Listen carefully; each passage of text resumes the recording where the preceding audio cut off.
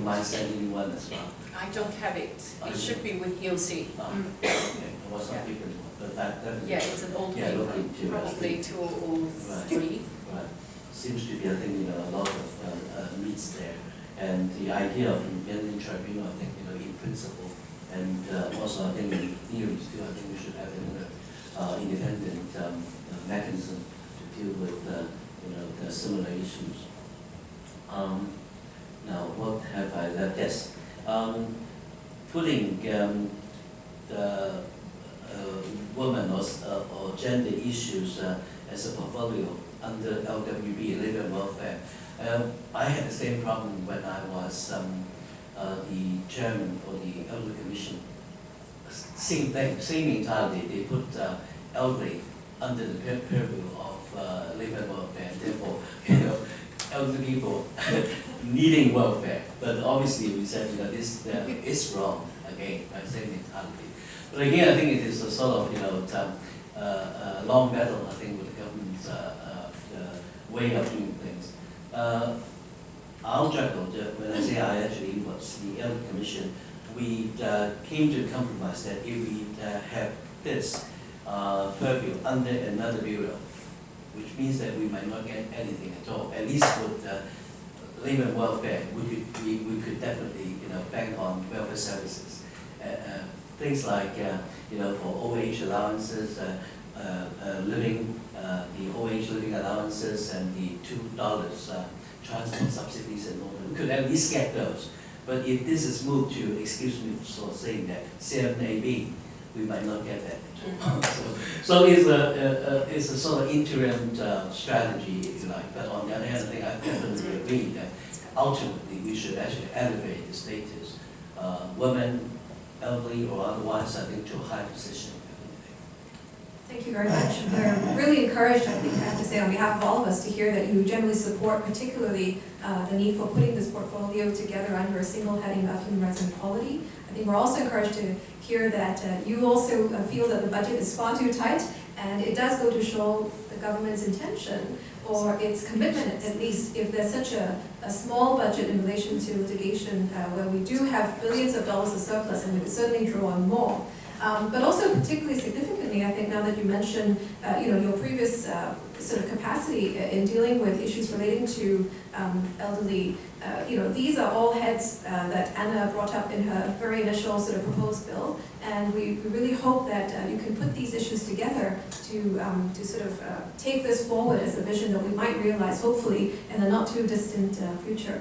And I hope that you will be open to us perhaps working together sort of within Hong Kong but also with the broader community, I guess, to put some pressure in appropriate places to help you realize some of the things that you've just articulated. Sure.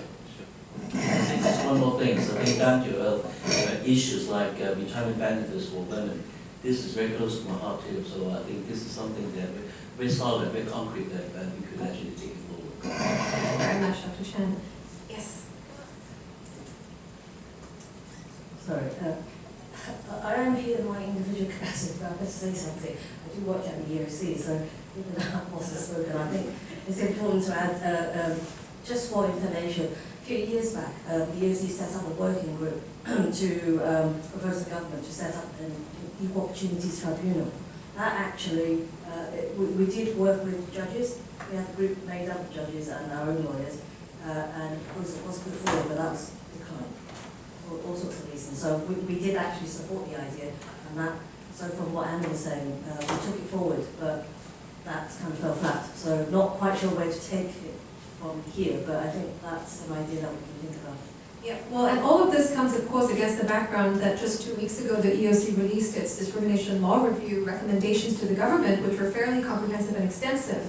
And that serves as a backdrop for what the EOC has put its sort of force and weight behind in recent years. I think that we do have to think about how to strategize to make some of that materialize. But I think it was Anna who said that it's important also not to place all of the burdens and responsibilities on the EOC alone, because then it might stand to be penalized, and we certainly don't want to have that. Echoing what Dr. Chan has just said, it's better to have something as opposed to nothing. So maybe we can work with what we have and see how we might move things forward. We have time for one more question before I'd like to come back to panelists about strategizing. But Anna, would you want to say something? Well, I just wanted to respond to what you said. The burden on the EOC specifically was on one point, and that is if we try to change the way the appointment of the chair and the members are done, make sure we don't create vulnerabilities for the EOC. Because my own experience was when I did too much, the government would say, I'm going to downgrade your post. So that's the kind of thing that I'm worried about with any suggestion for restructure within the EOC, although I've got lots of ideas. The alternative, based on information that a friend gave me and based on information that I looked into, is to do this wholesale, because all our statutory appointments are wrong, whether it be chair or commission members, and they're very significant bodies. I do believe in professionalism, that these people should be selected on that basis, merit, openness, fairness, plus some kind of honorarium for what they do. I mean, God forbid, we do an awful lot for nothing. UK has a Public Appointments Commission, and they send a commission member or a quasi-commission officer to each panel when a main person is being selected for a job. What they do is they look at the selection interviews. These are then forwarded to the minister in charge for indication of a preferred candidate. Then they have a pre-appointment scrutiny by the committee of two houses, which means House of Commons and House of Lords. Then the candidates actually are grilled, questions given to the candidate to show competency and that you're strong enough to withstand public scrutiny. And the whole record of the hearing is actually verbatim online for the public to respond to. So that's how vigorous the UK position is. Now, whether or not we do this wholesale or not is a separate matter, but it is time to begin thinking about how we make appointments, because these are very important bodies, and we do want them to be meritorious, and we do want them to take proper decisions. Now, this setup in UK, there's one aspect that certainly cannot be repeated in Hong Kong. The appointment is made by the Queen. We'll be in trouble if we ask for that. We don't have the equivalent of that. So, this is just something to think about, because it's got a structure that reflects what are the usual vulnerabilities of the appointment system. And it's worthwhile thinking about it wholesale, not just for the EOC. Thank you very much, Anna. Yes, Linda. I'm Linda Toh from Her Fund. We are a community fund giving grants and supporting the work of marginalized women and grassroots women. So I just want to have some reflection on the situation now, the movement itself, for women's rights and gender equality. Because we have been working together with a lot of grassroots, small women's organizations and women's groups, and also LGBTQI groups as well. We see, when I reflect, because I was also in Beijing in 1995, I was so excited, not only having a lot of exchange and learnings from women around the world and feminists as well, but also I'm very excited at that time because Hong Kong women's movement and the groups are so consolidated, so together, and we were in the high spirit of bringing issues across and voicing out women's needs. That's why we made a big step between the 90s and 2000s. Looking back, now the situation is, women's groups are, especially small, marginalized groups, they are surviving in a very difficult situation. In the past, we still can apply funding from overseas where we have international funds supporting, like from church funds, from Germany, from the States, and from various, because Hong Kong was still a sort of developing, area. But as our economy grows and, we are seen as a wealthy economy by them, money to support, especially advocacy and raising, women's voices, these kind of work, you can hardly, source any support. And, well, obviously, I can say Hong Kong has a lot of money. The government has a lot of money. Where is the money for women's rights? Where is the money for civil society to voice out their needs, especially those who are invisible? I don't see the Women's Commission is doing anything on that. I'm sorry. I hope that the UC can be more, proactive and, playing a more active advocacy role. And I believe that, we have to work together, women from different sectors, especially when I look around the room, there are not many young women here, and also grassroots representatives and marginalized group representatives. So it would be good to bring together women from different sectors to come together and really strategize and see what are the, as Anna said, how we can strategize on several issues and bring up to continue fighting for women's rights.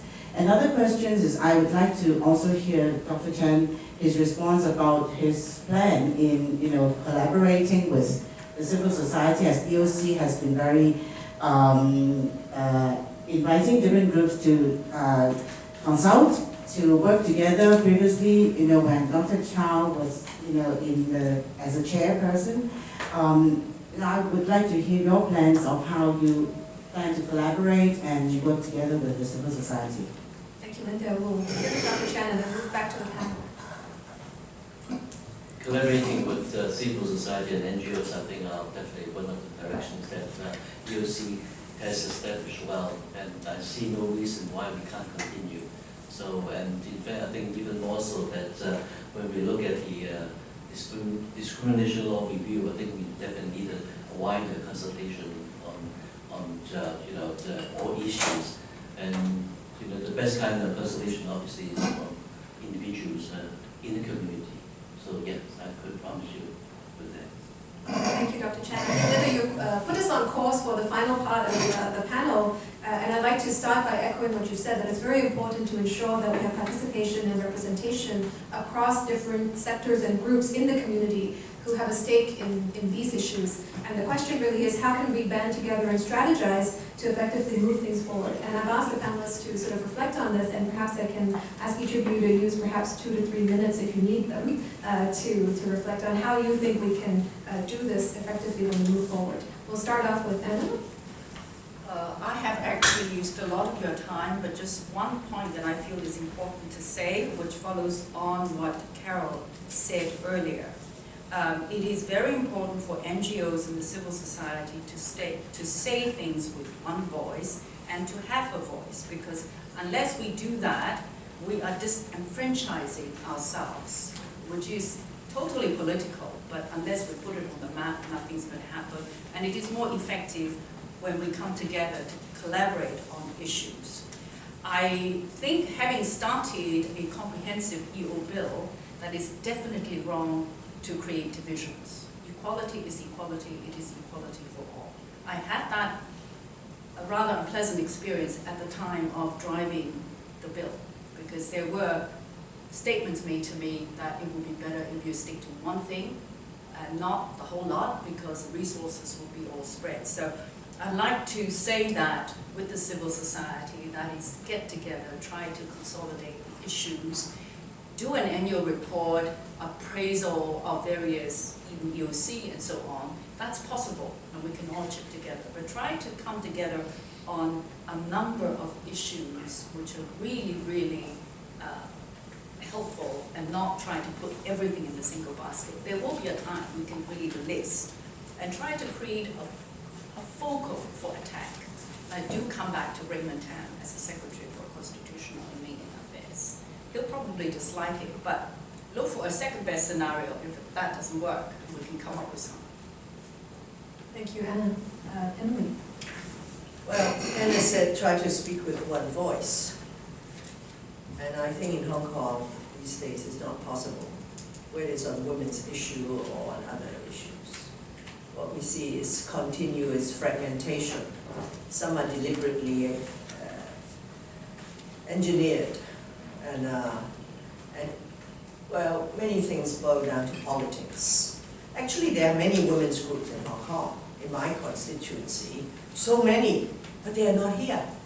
And they're not interested in things that we try to do. And in fact, when we do certain things, even something that is not as political as Linda here just described, or anti-sexual violence, it's difficult to collaborate. And now I'm working with others on this fake refugee issue. Many are women, and I'm working on the foreign domestic workers. All these things are to protect vulnerable women and ethnic minorities. But you don't get one voice. In fact, you have to fight against them. And they are trying to do a Donald Trump on us. So that is the reality, Anna. And I don't know how you work with them. In fact, some of them want to destroy us. As I told you about the, my conversation with Jasper Zhang. They don't just want to vote us out. They want to exterminate some of you too. So anyway, but that's Hong Kong, and we will do our best. We will work with those who are able and willing to work with us. And I think women groups will have to be more courageous. And sometimes you have to make tough decisions. You sit on the fence, you don't want to be on this side or that side. In the end, you're on no side. That's a hard choice before Hong Kong people. I don't want to split the society. I'm the first person to call for 8-party coalition within the council to work, so always remember that. But I am also very frank with the difficulties before us. I don't kid myself, and I would not pull wool over my people's eyes. So don't fool yourself. But of course, you always try to find a position that you're comfortable in. But apart from comfort, I hope you'll find a position that you can be powerful in pushing your cause. So good luck, Pooja, and good luck to Hong Kong. Thank you, Emily. Carol? Don't get too depressed. She's She's done something, so have you. There are lots of little things that we have succeeded in, and let me tell you how we started with domestic violence. The Hong Kong police did not even have a poster on domestic violence. And whenever a woman appeared before a police station complaining about domestic violence, she would be sent home with the statement that if you put your husband away, you would not be getting a meal ticket and you would not be getting his salary. So the woman went home. That's the status. Until some lobbying work was done, I actually went to Patton for this. He gave them some money for posters. They set out a menu which said you've got to record the incidents in case they needed to go for injunctions. Then eventually they put it in the police training manual, and of course gradually led up to some more changes. So I want to say, don't ever be down because of this difficult environment. It is because of this difficult environment that I'm asking the civil society to act.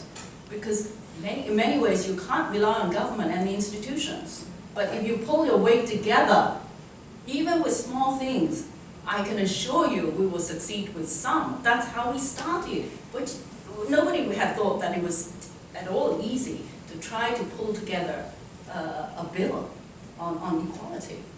So there you are. Thank you, Anna. Carol?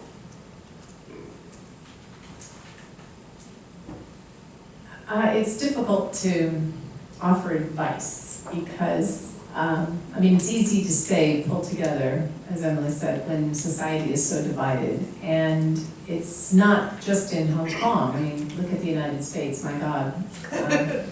It's really scary sometimes to listen to what some of the politicians say during the debates. You're absolutely right, Emily. They're trying to create divisions among society. And very often, what happens is that the people who want to divide society, they want to do so because they actually want people who are, especially people who are of lower income, to vote against their economic interests, right? So they work on prejudice to rally people. And so often people don't realize how much they have in common with others who have less economic power because they're so busy thinking about their prejudices.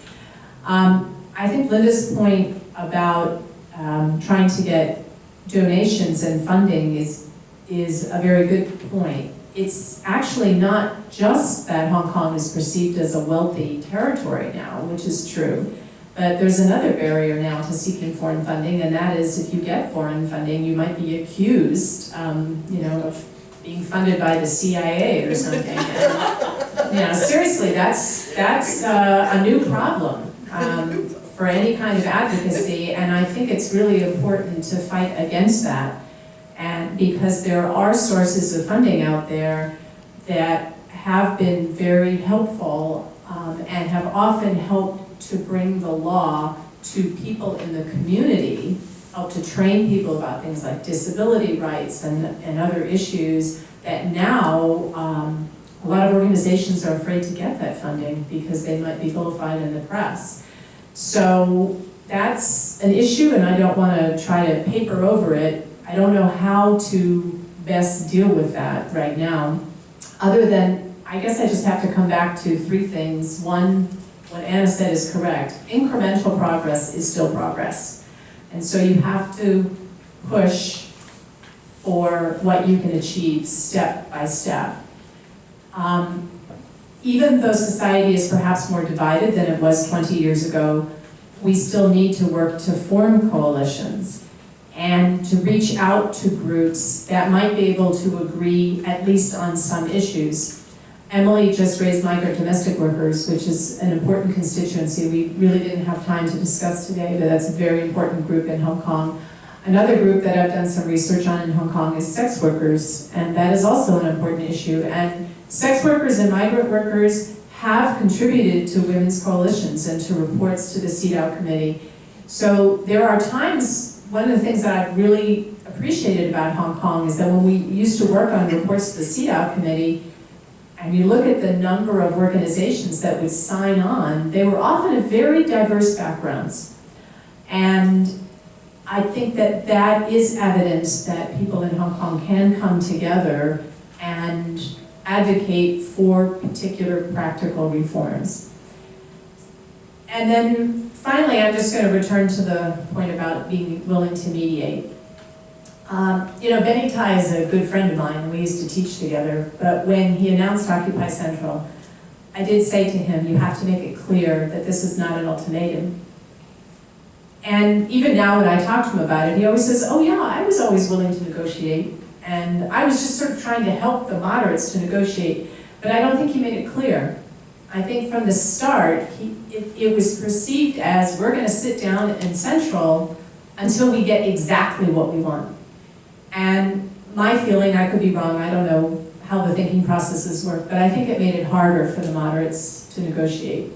And as much as I admired the students for their dedication and their peaceful advocacy during Occupy Central and the Umbrella Movement, I do think it was due from the start because of that perception that we're not willing to negotiate. You have to come all the way here or we're going to continue to sit down in Central, whether that was true or not. And of course it just, was followed by, once the Occupy Central was announced, then you get that horrible decision in August 2014, and things have just escalated to the point where Hong Kong and Beijing are so divided. Hong Kong is divided in the center, within Hong Kong as well. I think it's really important for people to try to remember what binds everyone in Hong Kong together. What does everyone in Hong Kong want to defend and want to aspire for? And I think one of the things is more equality. Not just equality on the grounds that are protected in the existing ordinances, but equality on other grounds, and also economic equality. as Sue pointed out, I mean, the divide between rich and poor is getting worse and worse. And maybe if the people who are willing to negotiate and work together for incremental progress can get together, we can start getting right back on a better track. Thank you. Thank you, Carol. Linda. I think to me, we have to keep on the visibility of women issues, because Hong Kong is like that. Even the domestic violence ordinance is because women are being killed, and so you have to wait until crisis occurs, then the issues may be raised up. But I'm not sure. I know that it may not be so much easier now, but at least we have to keep on our visibility. And also, I think actually we have the Women's Coalition, and we meet regularly. And although we have different discussions towards different issues, it's difficult for us to focus on one issue because every grassroots women's organization have their own agenda and their own mission. But I think that we are open and we will talk about this, and when there's a crisis happened, and because we are all have the same vision on gender equality, I think we will have supported. And most importantly, I think is what I learned from the intelligent rights women, as I say, they have the persistence, patience to wait. Just a few months ago, we met with one new churches woman who are in the movement, but she invited us to come out and to have a celebration dinner because she had fight back the property after 22 years of legal disputes. After 22 years, you can see the persistence and the patience that she had. That's what I learned from her. Actually, when I feel very discouraged, I feel I'm very tired of these long years of movement. But that are the grassroots movement, they don't have the resources because she is homeless, and so she go to the public estates, and but she did not give up, just continue to fight for her rights because it's her property. And at the end, she fight back. But she lost a lot, but she's very happy. At the end, she's got the victory. And so I just think that we need more persistence and also patience to wait. And I'm sure that there are some good people here or in different sectors, but they may not be quite vocal. But I think if we have the visions and we think we are right, then some people are going to help us. Can I just say something very quickly? When I say get together, I don't mean that we necessarily have to agree on every single issue or one issue. If we cannot agree on floating 10 issues at the same time, or 2 issues out of the 10, then we look for structures, things that we can agree on.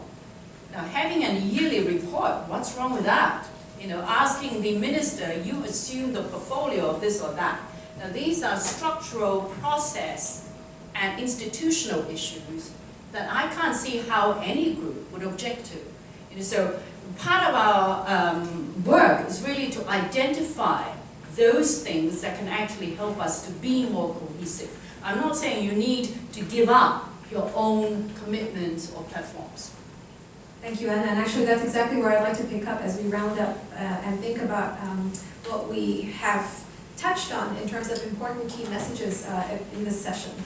The first thing is, I think the CEDAW shadow writing report exercise shows us that within this room and more broadly with grassroots organizations, we now have the trust and solidarity to know how to talk about things that we don't necessarily agree on, and how we can park certain issues to the side, but yet decide what goes into the report that's going to be tabled to the CEDAW committee. And we successfully did that by banding together a number quite large, 67 organizations signing on to this document was a fairly major achievement at that time, especially when we sat in LegCo, thanks to Emily, discussing how we disagreed on, sex worker or migrant domestic worker issues. There were disputes between employer organization representatives and then those for migrant domestic workers. I think we've come a long way, and we can certainly draw on that history to try to facilitate ongoing discussions on things that are contentious, but move forward on at least the things that we do agree on. And I think the point about focusing on structure is as important as focusing on substance. So we can certainly agree on what we can put together as a report and then use that as a jumping off point. And I think that brings me to the first takeaway from what Anna said, which is statistics are really, really important to drive policy, to help us do a stock taking so that we can focus our asks. What are we asking for and who can help us do this? So to do a collective power mapping exercise and to identify someone who can take ownership, which is what Anna said at the very beginning, to take ownership of the portfolio so that they can push the agenda. But on the other hand, also to recognize that it's a joint responsibility for everybody who has a stake in the exercise. So civil society, as well as academics, legislators. I mean, in a way, this is a nice representation that we have in the room, where everybody has in some way or the other been a part of the movement and has contributed to what Hong Kong has achieved today so far. So that's the first takeaway. The second, I think, is the takeaway from Emily, which is the importance of determination and not taking no for an answer, and to keep your eye on the ball no matter what anybody else tries to tell you. The value of women's contributions in enhancing the quality of the decisions we make in society, as Emily said, is absolutely indispensable. We have a very significant perspective to offer, and that voice needs to be included. Who are the people who are keeping those voices out? And I think with advancement of technology, we have an open platform to continue to get our voices out there. But it is still important to be in the spaces of power. And so how do we do that? Let's identify what are the barriers. Why do we have such poor representation from some camps and then an over-concentration in terms of other voices? My takeaway from Carol, thank you for bringing, I think, Beijing sort of into this discussion, because you provided such a nice window into all the things that 1996 stand for Hong Kong, but also sort of the importance of highlighting, despite the embarrassingly backward views that some people had back in the day, we've moved forward from that. We've moved forward in terms of, people now no longer thinking it's politically correct to say, can a woman do this? Can I just ask her to do that instead? So I think that's really, really important also, sort of looking back and saying, well, you don't get to do that anymore. And I think people are still reluctant to call people out when they see discrimination or when people say things that are discriminatory. And I think it's up to us, again, to make our voices loud and clear and heard. And I think that echoes what Linda's saying about visibility. Her example, I think, of her journey together with the women who were fighting for Indigenous women's rights, she alluded beautifully to the strength and courage she derived from working together with this group, and how she learned that persistence was very, very important in fighting not just against patriarchy, but also the invisibility of certain issues for particular women who don't necessarily get out to have their voices heard. And it serves as such an important message for all of us. And I just want to say, for me personally, it's been such a privilege to hear and learn from each of you, not just today, but I think every time that you've stood up and sort of worked on these issues. Because as someone who's had to fight to get through high school, to not sort of sit at home instead of enter university, as someone who had to fight not to be married off early and have children very early, I have to say that I have always relied on sort of the courage and the resilience that other women like you have shown. It's only when you're challenged that you feel you have to strike back. And so, to Anna's point, it doesn't matter if it looks hard. It's just so important not to be disappointed and do what you can do while you can do it, and then hope that others will join you along the way. So I would like to personally, and on behalf of everybody, and also other women's advocates in Hong Kong broadly, thank you so much for your tremendous contributions, your leadership, your foresight, your fire and energy, and your legacy for what we have in terms of the women's movement in Hong Kong. I think you all really encapsulate the energy and the values that women's collaborative she-for-she efforts in Hong Kong ought to represent and emulate. Thank you so, so much. Secondly, I want to say that I'm certain that your enthusiasm, your sparks, and your determination will live through the next generation of women's advocates. So thank you very much.